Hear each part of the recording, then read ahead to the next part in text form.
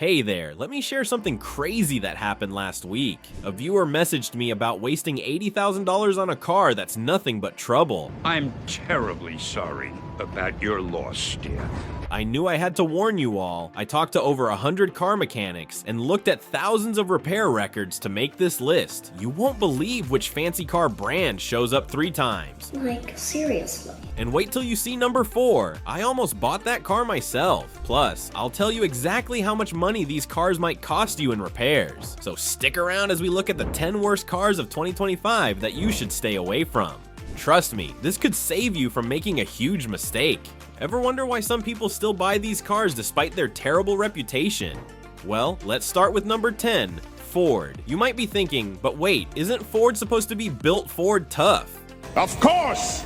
Well, with a reliability score of just 44 out of 100, it seems more like built Ford rough. The biggest disappointment? The F-150 lineup, including their fancy new electric Lightning and hybrid models. It's like they took America's favorite truck and turned it into America's favorite headache.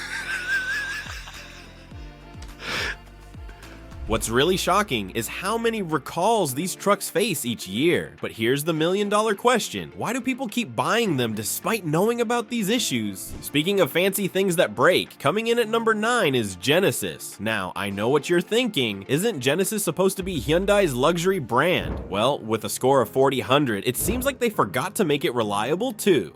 The G70 and GV70 models are particularly troublesome. It's like buying a beautiful mansion only to find out the roof leaks everywhere. Ever wondered why car companies struggle so much when they try to go upmarket? Here's a fun fact. You could buy a reliable Toyota and still have enough money left over for a year's worth of fancy coffee drinks.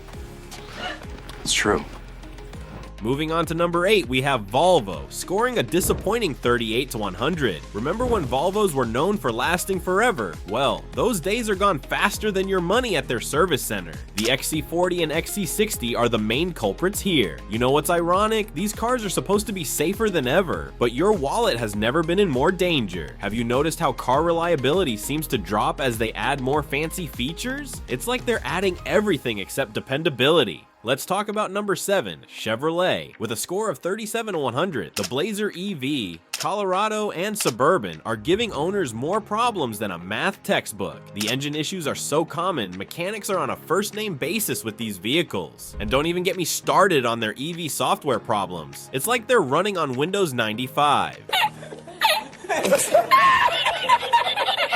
Here's a thought. If these cars spent as much time running as they do in the repair shop, would they actually be reliable? Now, brace yourselves for number 6, Tesla, scoring 36,100. Yes, the company that promised to revolutionize cars is revolutionizing repair bills instead. The Model X and Model S are leading the pack in problems. Want to know the real kicker? The repair costs are so high, some owners joke about needing a second mortgage. But seriously, why does cutting-edge technology so often come with cutting-edge problems? Is this the price we have to pay for innovation?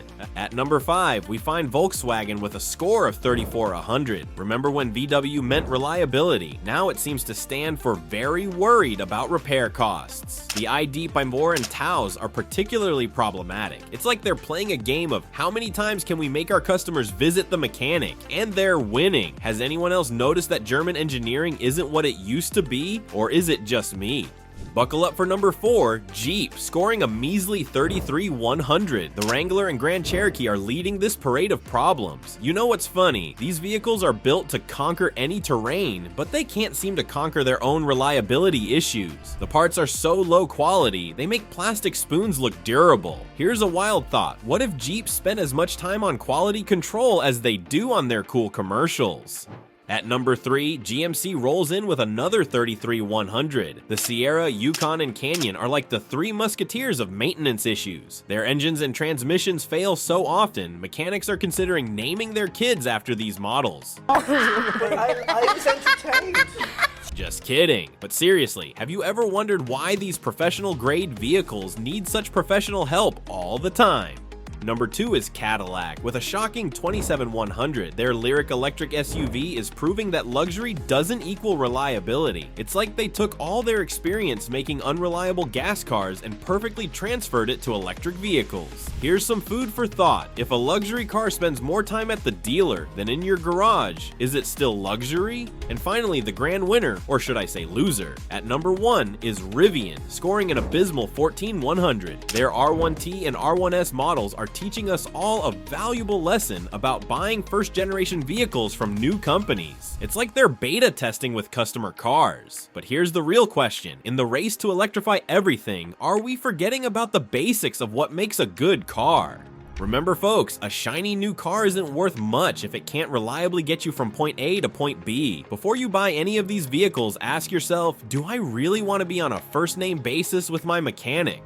Share your car horror stories in the comments below. I know some of you have some wild ones. And don't forget to hit that subscribe button for more money-saving car advice. Until next time, keep your cars running and your repair bills low.